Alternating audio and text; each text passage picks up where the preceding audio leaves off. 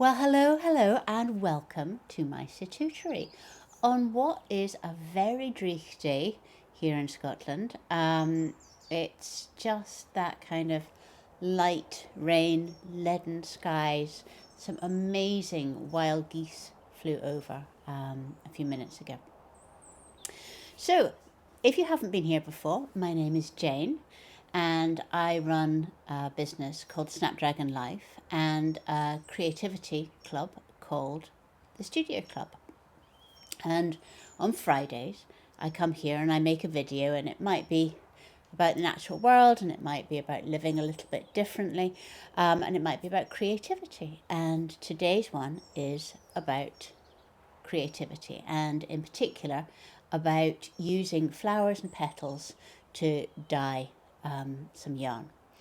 Now, in the Studio Club, there are courses which go throughout the year, and everybody who's in the club gets free access to them. And they'll have a theme, and we'll start off and kind of do all the basics of a technique. So a technique like eco printing or natural dyeing or bundle dyeing, which is the one that we're doing at the moment. And then after we've got that kind of in place, we'll do lots of experiments. So with the bundle dye, once we'd worked out how to bundle dye scarves with petals, it started what would happen if we added in flowers. Can you get the flower prints, a bit like eco printing, but in a much simpler technique? What happens if you do it on paper? Can you create print on paper using bundle dye techniques? So basically a sieve and a pan of water in your kitchen. And then this week I have been doing some experiments in dyeing yarn, like skeins of yarn, with petals to see how they come out. So this was my sample, and this is how it knitted up. You can see it's rather beautiful. It looks like kind of a tiger's eye jaw. And the next bit of this video is going to be the video that I shared with the Studio Club as part of the course yesterday. And it shows how I did it from beginning to end. There are other bits in the Studio Club which are like downloads and that kind of thing. But I hope that it is self-evident what is happening. And if you've got any queries, just ask them in the questions, because it's very difficult if you're taking something from the middle of a course. There may be things that have been inadvertently missed out because they've been covered in previous weeks.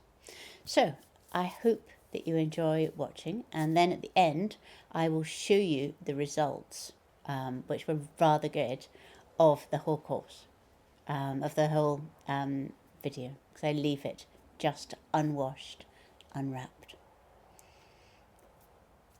Onto the video. Right, today I am going to show you how to make wonderful variegated yarn like this, which will knit up kind of like this, out of petals and leaves from your garden. It's a very, very simple technique, and it gives beautiful results. So when I made the samples, I just used any bit of sort of like cotton. I think this was from the back of an old quilt that I was unpicking. And when I unwrapped it, I thought, wow, look at how much colour you get from that. So today, instead of an old bit of fabric, I am going to use one of the bandanas. If you mordant the fabric that you're using to wrap with, then you'll end up with a beautiful piece of printed fabric that will be colour fast and wash fast, which this would not be, as well as your yarn. So that would be my recommendation. So first of all, what do you need? You need to have some wool yarn that is mordanted, and this is what I'm using. This is a 4-ply blue faced Leicester wool, and that has been mordanted, and then I have soaked it in just a bowl of warm water, and that is so that when I'm wrapping them up here, the wool is wet and it will just take all of the dye from the petals really easily. You also need to have something to wrap them in. As I say, I'm using these organic cotton bandanas. See how I get on. It would be rather nice to have this as my base layer for printing lots of things, and it'll become really very colourful, I think. Third thing that you need is some onion skins. I can't recommend using onion skins in bundle dyeing more because they give you a nice block of reliable colour in amongst everything else. They stop it just being too dotty. Then you're going to need a mix of flower petals, bits of leaves, that kind of thing, which will give us the most of the colour. You need a pan. You need some hot water, a stove, and you need a sieve or a steamer that goes over the pan. And you also need some string to tie your bundle up. So let's go. Right, first step is just to lay out some of these onion leaves where we're going to have the wool. You can see these give you a nice broad kind of patch of colour. It comes out a yellowy orange. Sometimes it goes green. Right, so just put them all over here as a base layer. And you can break them up as much as you like.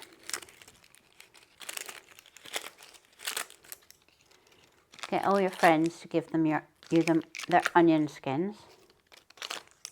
Sometimes you also get this kind of stripy effect.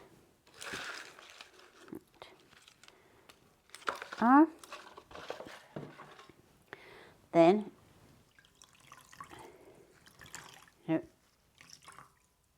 wring out your wool,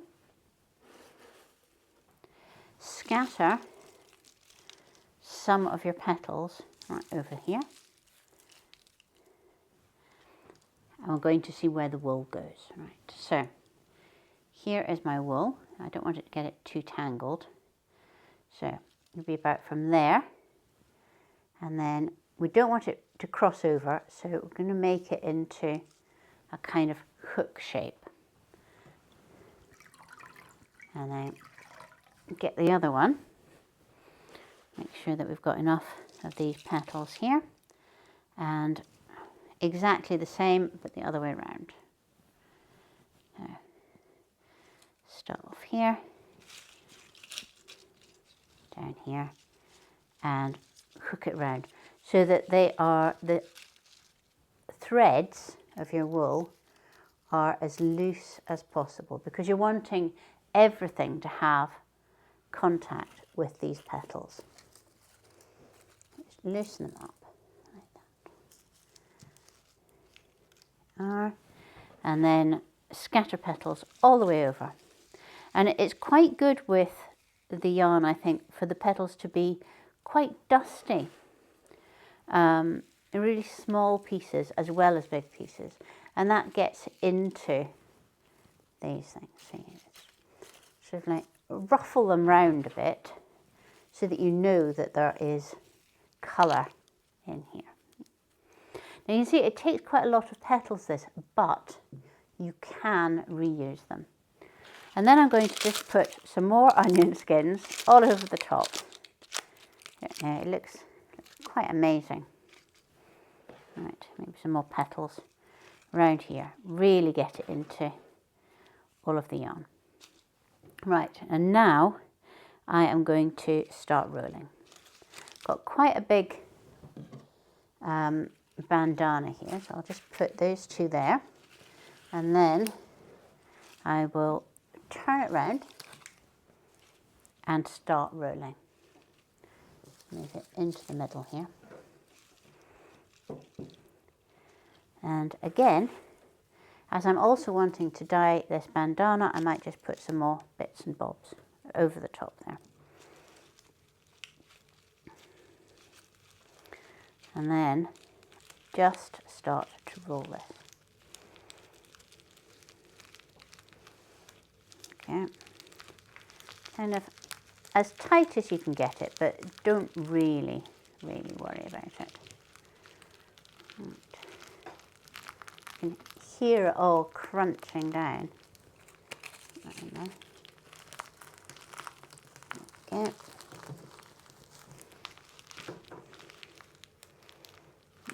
Now, get some of my string, and to start with, I'm just going to wrap it closed, like this, like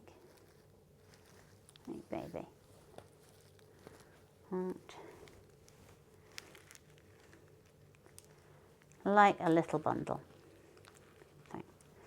And then, once I've done that bit, I'm going to really squash it tightly. So, have it closed, and now I'm going to tension my string here, because I have the string on a cone, but you might have string that you have already cut. And holding it very tight, I'm just rolling this bundle. You can see how much tighter that end is than where I started off. And it's like a little quilted bundle.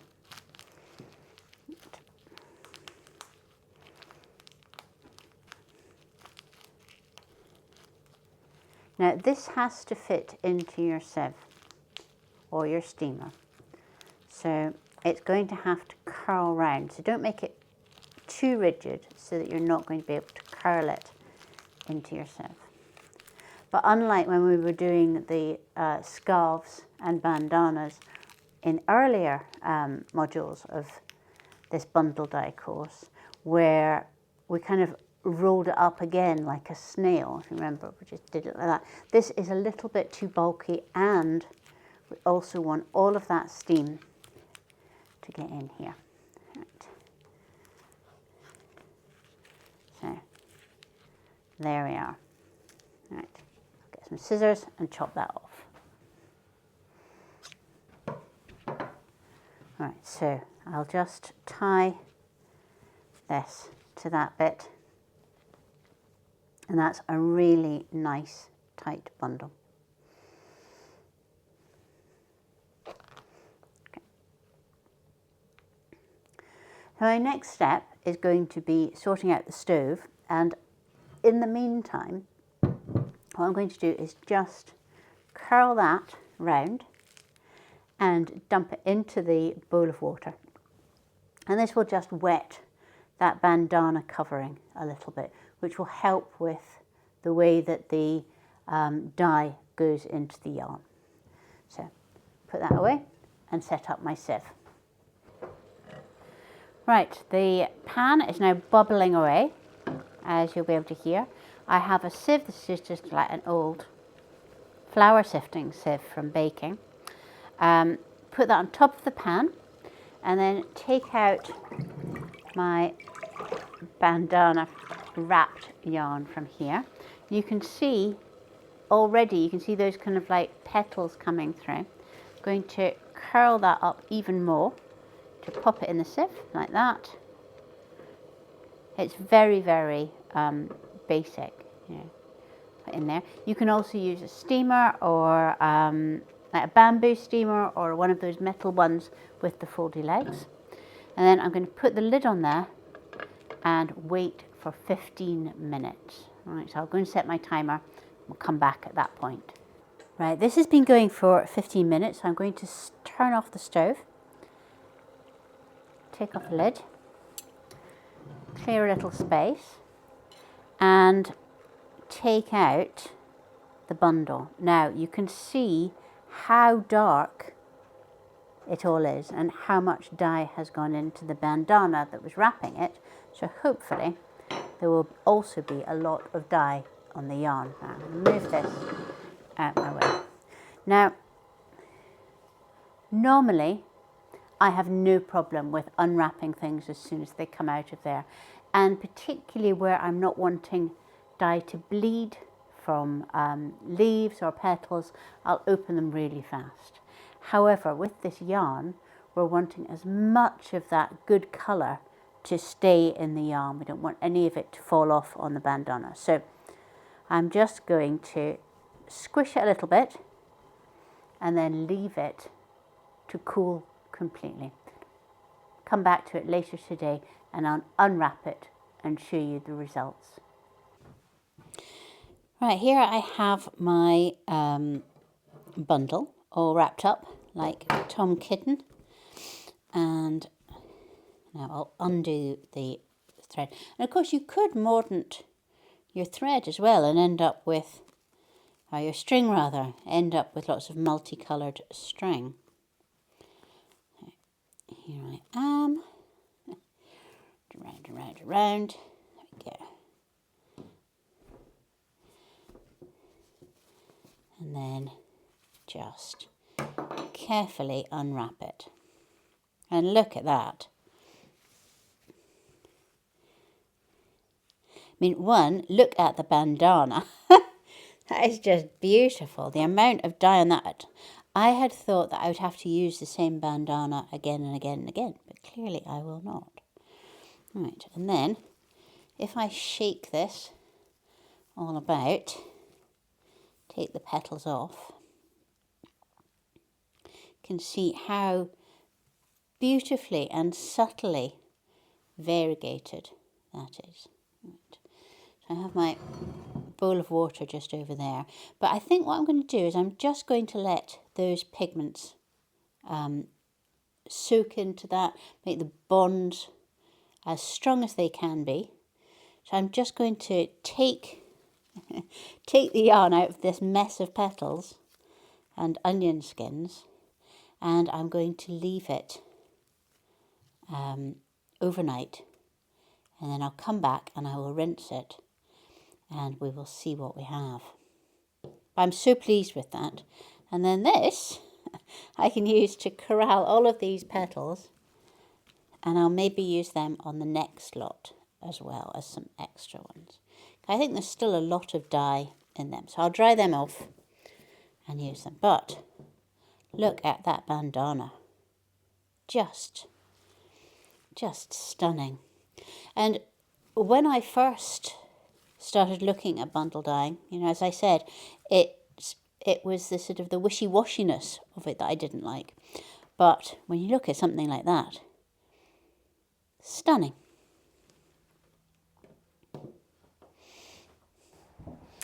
Right, so here we have the results, and these are the 2 skeins of wool that I bundle dyed, and you can see they're just absolutely gorgeous. The oranges of the onion skins, and these sort of dark navies of some of the petals, and lots of greens and things. I think these are really beautiful.